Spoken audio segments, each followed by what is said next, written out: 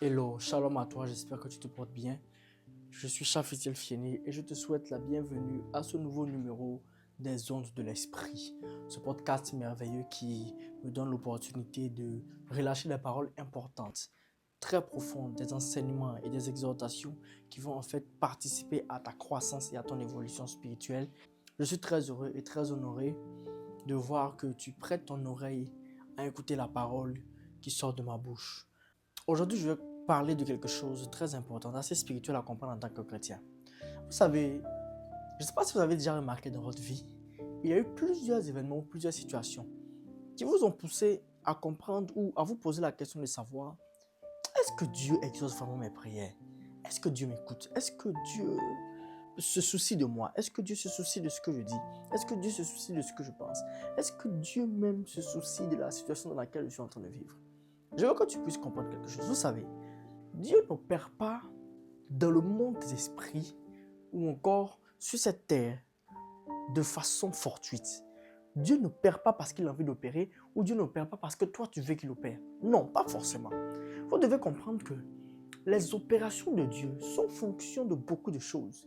Il y a beaucoup de paramètres qui rentrent en ligne de compte que vous devez comprendre en tant que chrétien. Ce que vous devez savoir, la première des choses que vous devez comprendre, c'est ceci. Vous ne pouvez pas espérer la réponse de Dieu si vous n'êtes pas à une certaine prédisposition spirituelle qui vous donne droit ou qui vous donne accès à un certain nombre de prérogatives. Le monde spirituel est un monde de prérogatives et d'autorité.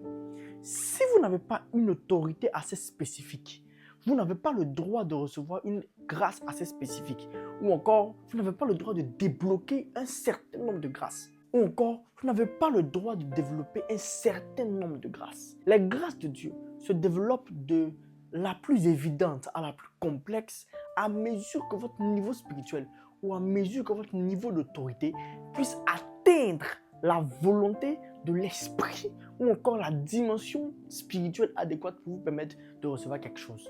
Laissez-moi vous expliquer qu'il y a plusieurs types d'exaucement, il y a plusieurs niveaux d'exaucement, il y a plusieurs grades d'exaucement. La première dimension, c'est la dimension où Dieu t'exauce par hasard. Ensuite, il y a la dimension du Dieu exauce tes urgences. Première dimension, Dieu t'exauce par hasard. Deuxième dimension, Dieu exauce tes urgences.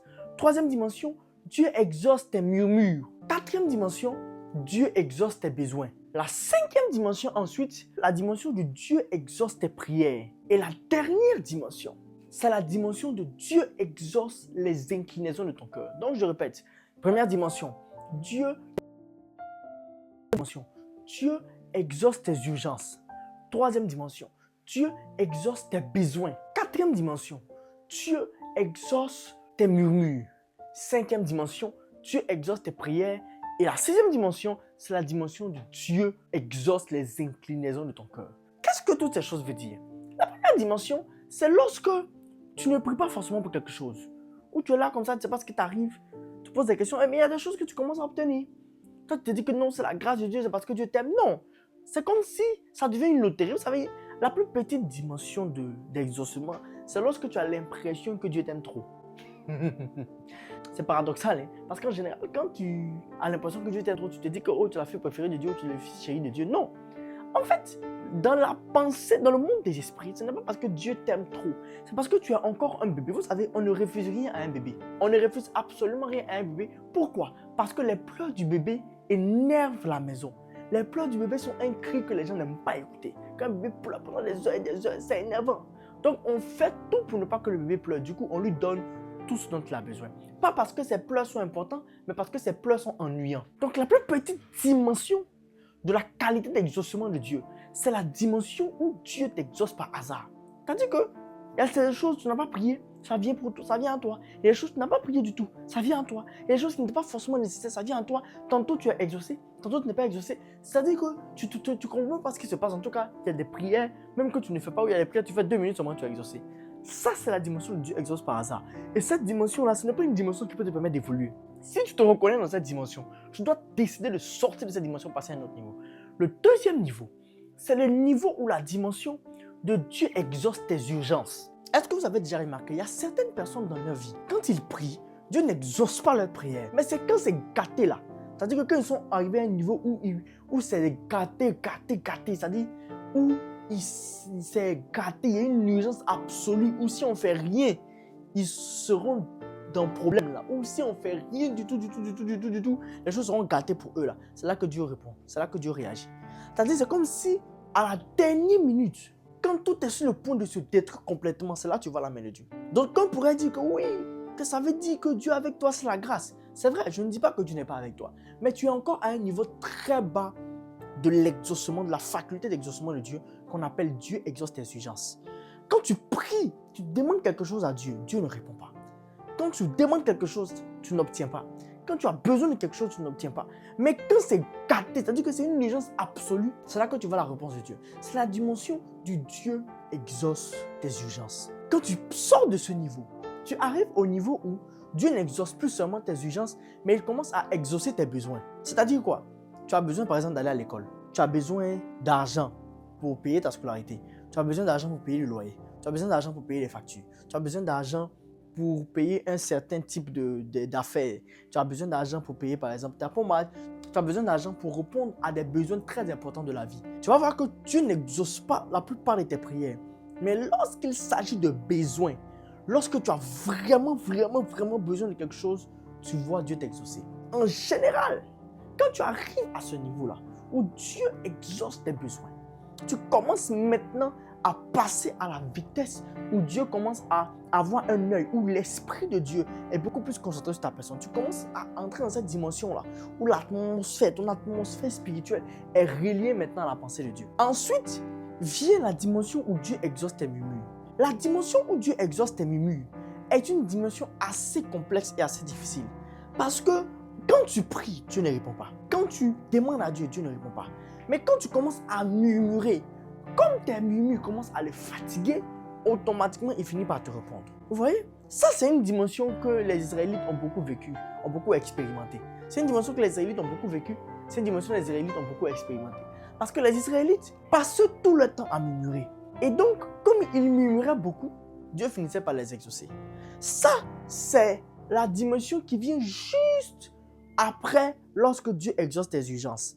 Parce que quand tu arrives à ce niveau-là, où tu commences à beaucoup murmurer, tu vois que tu deviens agaçant en fait dans les oreilles de Dieu. Tu deviens vraiment agaçant dans les oreilles de Dieu. C'est un peu la même chose que la dimension des urgences, mais tu n'es pas vraiment au niveau des urgences. Parce que là, c'est pas comme si c'est une urgence absolue. Mais dans tes murmures, Dieu t'exauce. Amen. Ensuite vient le niveau, j'ai envie de dire, le niveau des hommes faits. Le niveau où le monde spirituel commence à avoir peur de toi lorsque Dieu exauce tes prières. La dimension de Dieu qui exauce tes prières est une dimension spirituelle très profonde. Parce que ça veut dire que le ciel est mobilisé pour entendre ta voix. Parce que ça veut dire que le ciel reconnaît ta voix. Ça veut dire que le ciel est informé de ta prière, de ta parole, de tout ce qui sort de ta bouche. Ce niveau-là, c'est le niveau où ta bouche devient une bouche autorisée. C'est le niveau où ta bouche devient une bouche capable de changer les choses. C'est le niveau où ta bouche devient une bouche de bénédiction, une bouche de gloire, une bouche de grâce, une bouche qui relâche la gloire de Dieu partout où elle se trouve. C'est le niveau où ta bouche devient un instrument de Dieu, un instrument entre les mains de Dieu pour apporter la guérison, la délivrance, l'impact et l'impactation dans la vie de centaines de personnes ou dans la vie des personnes qui sont autour de toi. Mais là encore, ce n'est pas le niveau supérieur. Parce que le niveau supérieur, c'est le niveau que Daniel a atteint. La Bible dit que Daniel avait eu une vision, avait eu un songe.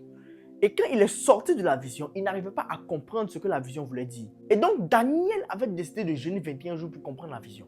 Il a commencé à prier. Il a commencé à dire, Seigneur, s'il te plaît, aide-moi. Je veux comprendre la vision, je veux comprendre la vision. Il a commencé à prier 21 jours. Et la Bible dit que le 24e jour, il y a un ange qui est venu voir Daniel. Et l'ange lui a dit quelque chose d'important. L'ange a dit ceci. Dès le premier jour où tu as décidé d'incliner ton cœur à comprendre la vision, Dieu t'a exaucé. Dieu n'a pas exaucé Daniel au jour où il a commencé à prier. Mais Dieu a exaucé Daniel au jour où il a incliné son cœur à comprendre quelque chose. Et il arrive à un autre niveau. Le niveau où Dieu voudrait que nous tous nous puissions arriver. C'est le niveau où nous n'avons même pas besoin de prier. Nous n'avons même pas besoin d'ouvrir la bouche. Dès que nous aspirons à quelque chose, dès que nous voulons quelque chose, dès que notre cœur penses à quelque chose, le monde spirituel s'exécute et travaille pour que cette chose arrive. Écoutez-moi attentivement. Nous sommes capables d'atteindre cette dimension-là. Nous sommes capables, tu es capable d'atteindre cette dimension. C'est ce que Dieu attend de toi. Dieu attend que tu n'aies pas à gaspiller ton temps en train de prier longtemps pour obtenir quelque chose. Dieu veut que tu arrives à cette dimension-là où lorsque tu pries, tu te mets à prier pour des agendas ou pour des objectifs beaucoup plus importants que ta propre vie. Du coup, quand il te fait entrer dans cette dimension-là, il veut amener ta vie à économiser tes forces pour prier pour les choses plus importantes. Du coup, les choses qui sont en rapport avec toi-même, les choses qui sont en rapport avec ta vie. Dès que tu inclines ton cœur, Dieu t'exauce.